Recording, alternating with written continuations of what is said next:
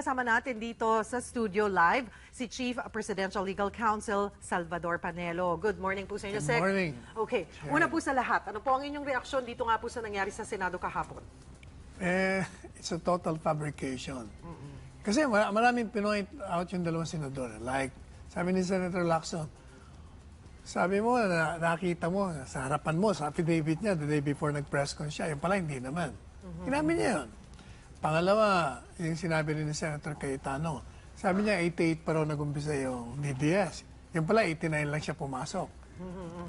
So, he was just assuming. Marami, like yung, alam mo, Cheryl, incredible yung bibigyan ka ng 3 million para pumatay ng tao. Ngayon, bigyan mo lang ng isang gin yata yung mga kriminal sa Maynila, pumapatay na. It's incredible. Alam mo, obviously, he's being handled by people who are against the president. Ginagamit lang siya. Saka yung spiritual renewal na sinasabi niya rin. Oo. Nauna yung spiritual renewal, tapos nag-testify siya sa Senado noong October. Natama yung sinasabi niya. Tapos bigla siyang bumalik ang baliktad Kaya hindi tuloy naniniwala sila, Senator Lacson. Okay, hati po ang Senado kung dapat pang magpatawag ng isa pang testigo. Ano ang opinion niyo Waste dito? of time yun Obvious na nagsisinungaling yung mama. Ba't pa pag-aaksaya ng panahon? May action ho ba ang Pangulo on this? Ang alam ko, merong directives iniisip ba? yata si DOJ Secretary Bit dyan tungkol sa mga kasinungalingan niya. Kasi he's liable for perjury. Tingnan natin kung ano. Ang sinasuggest po ngayon ay dapat talagang imbestigahan na ng seryosong investigasyon on Davao Death Squad. Sang-ayon ho ba ang Malacanang on this? Alam mo, para lang makita pero talaga. matagal na yan, Cheryl, di ba? They've been investigating that several years ago. Panahon pa ni Eta Rosales, panahon ni De Lima. They never filed charges against the then mayor, Duterte. O ngayon, binubuhay na naman nila. Yung human rights, matagal na rin yan nagpunta doon, pabalik-balik. Pero wala naman silang pinafile. Ibig sabihin, hindi totoo lahat yan. Talagang paninira lamang kay Presidente Duterte yan. Yun hong kanyang mga salaysay, mga sinabi, binasa rin niya, pinakita niya yung kanyang diary. Bakit nyo naman nasabing peke yung kanyang diary? Tingnan mo yung journal. I don't know if you read yung column ni dating Secretary Tiglao. Tama-tama lahat mga sinasabi niya. If you read the journal, obviously it's an afterthought. Alam mo bakit? Impeccable English. Hindi mo ba pwedeng gano'n ang isang retiradong pulis? Nakikita mo naman, nagte-testify, halos hindi maka-English Okay. Gagamitin niya mga salitang Waterloo, ng telecommunication. Meron pa siyang divine trap. Ikaw ba, nagamit mo na o narinig mo na yung divine trap? Saka isa pa, alam mo, kung totoo yun, dapat at the first opportunity during the press con, prinisent niya na yun. Hindi Naisip lang nila ngayon. So yung sinasabi niyo ho ay tigilan na ito, parang ganun ho ba? At dahil nagsasayang lang ng oras? Yes, We're just wasting time. Bilang isang abogado ho, ano ang malaking hamon ngayon kay Las Cañas para mapatunayan o maniwala sa kanya this time ang taong bayan na totoo ang kanyang sinasabi kung mula po sa isang lawyer na mag-a-advise? Wala na Kung ako yung abogado niya, tumahimik ka na lang, masyado ka ng booking. Masyadong halata Pabago-bago. Apart from pabago-bago na siya, nagsalita, yung istorya niya incredible mismo. Hindi ka panipaniwala. Like, sasabihin mo, inutusan ka ng presidente pumatay. This is a lawyer you're referring to. A president, hindi ordinaryong abogado si Mayor Duterte dati. Presidenteng abogadong magaling. Ikaw ba, kung magpapapatay ka, abogado ka. Sasabihin mo sa isang tao, bibigay ka pa ng pera. Incredible Cheryl. Secretary, before I let you go, singit lamang po, taga-Naga po kayo, Naga City, Naga City. Ano ho ang inyong opinion o dito po sa Naga Leaks na naglalabasan ngayon? Iksi lamang. Bilang isang alam po niyo, ang palaging posisyon ko ever since is, once you accuse, you prove. Kung meron man akusasyon, prubahan natin. Kasi mahirap yung will be besmirching the reputation of people, lalo pa, patay na rin yung mayor. Sa parte naman ni Vice President, hindi naman niya alam din yun. Hindi prubahan natin kung saan man nanggaling yung leaks na yun.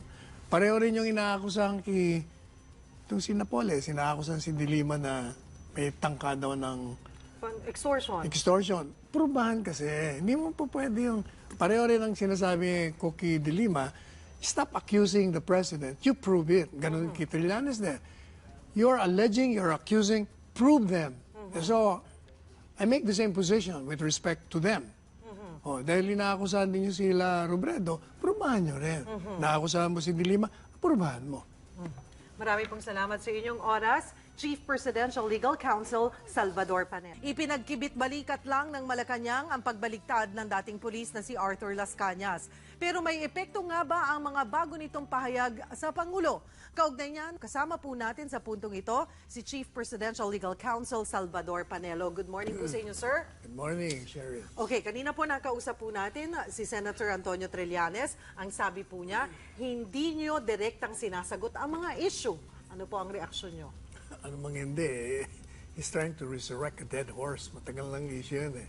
Tanda mo, noon, he made a challenge na buksan ng account. Okay. Tapos si Presidente Duterte naman nagbigay ng waiver. Dinala ko sa bangko. And because of some technicality na nakita nila sa request ko. Kasi, di ba, ang allegation niya, merong 211 million pesos. So, ang request namin, mag-issue ka ng certification that at any time, at no time, from the time of the deposit up to the present, last year, walang ganong amount. Ang sinasabi niyo pa, ang sinasabi po niya ay yung several transactions, not one transaction. You know, Tinawag nga po niya kayong sinungaling kasi nga sinasabi niya, ang sinasabi daw ay pumirma nga kayo ng waiver, pero yung waiver na pinirmahan ay para lang sa kanyang lawyer at hindi para isiwalat yung buong hindi po transaction totoo history. yun. Ang hinihingi nga namin certification that at no time at the inception of the deposit up to the present, walang ganong amount. So, ibig sabihin, whether at one time or simultaneous, walang ganon. Tapos, tinanong ko ang bangko, sabi ko na, pag nakita niyo na may record ng account, yes sir, yes sir. O, meron bang ganong amount at any time? Whether noon, ngayon, sunod. Sabi niya, sir, wala. O, then mag-issue kayo ng certification sa akin. Naging problema nila, may N.O.R. account wala pa si Mayor Sara noon na waiver. So, hindi nila malaman kung mag-i-issue na sila o hindi. So, they asked for 7 days. Ako naman, sige, 7 days. But thereafter, nobody apparently was interested to follow up on the BPI, whether it was Trillanes. Kami naman sa kampo namin, ba't kami magkaka-interest dahil meron ng waiver. So, attorney, this time na nauungkat po ulit ngayon, umiinit na naman, ay ang sinasabi po ay mas mabuting manggagaling na lamang po kay Mayor Duterte yung history ng bank transactions at hindi na galing sa AMLAC. Ano po ba? Willing po ba talaga si Pangulong Duterte na isiwalat po or talagang The fact ilabas? alone na nagbigay siya ng waiver, nandun na ang sinseridad na buksan ang kanyang account. Kasi under the law, the bank cannot open the account unless authorized by the depositor. Binigyan na nga Hindi naman ni-recall yung waiver na yun. So, valid pa rin hanggang ngayon. Si Trillanes kept on harping on that na kailangan probahan. Pero siya ang nag-aakusa Hindi naman pwede Siya yung... po kailangan hindi naman, magpatunay correct. niyan. Hindi naman pwede yung inaakusahan mo. You will be besmirching a lot of people. Tapos sabihin mo, hindi, ayaw mo i-prove. Ikaw mag-prove Hindi So, pa nasa pwede kanya yung po yung burden na yan. Yes. Ano po? Okay, puntahan ko naman po And itong...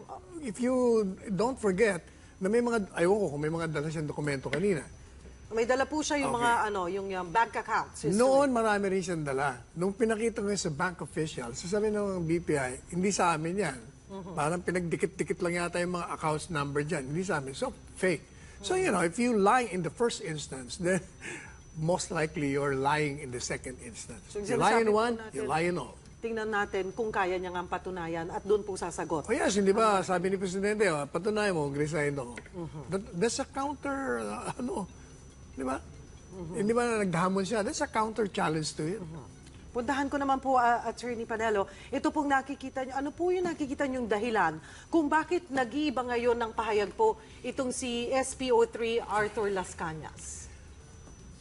hindi natin alam kung ano ang motive behind the recantation. What is important to me is, sa mga desisyon ng Korte Suprema, ang isang testigo, para maging credible, kailangan merong dalawang requirements. What are these? One, the witness must be credible himself. Tingnan natin, credible ba? Hindi. Bakit? Sumumpa siya noon sa Senado na hindi totoo yung pinagsasabi niya ngayon. Pagkatapos, eto siya, sabihin niya totoo. So, hindi na credible.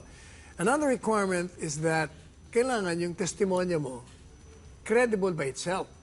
Kapanipaniwala. Apart from credible ka na. Ang tanong, kapanipaniwala ba yung sabi niya, nakausap niya si Presidente Duterte, patayin yung ganito, binigay siya ng pera. Tell me, the President is a lawyer. Will he do that?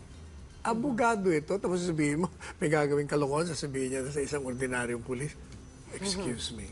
In other words, it's incredible. There is no logic in it. It's against common sense. It's against human nature. Behavior ng isang tao, hindi gagawin. Lalo pa isang abogado. Now, ang tanong, bakit siya gumaganyan? There must be some sinister forces orchestrating the entire scenario against the President. A few of them, anyway. Opo, ang lumalabas po ngayon ay ito po ay nirefer na sa committee po ni Senator Ping Lacson at magkakaroon po ng investigasyon. Sa pagkakaroon po ng investigasyon, pagpalagay po natin na pabago-bago nga, hindi ho ba doon ay pwede niyang ma-redeem yung sarili niya or mapatunayan niya na this time, he's telling the truth? Hindi rin. Alam mo bakit? Nakita ko yung testimonya niya. First, ang sabi niya, tumanggap daw siya ng 3 million. Galing kay Juan Sani Buenaventura. Doon lang, hearsay na. Hindi yun naman palaki presidente.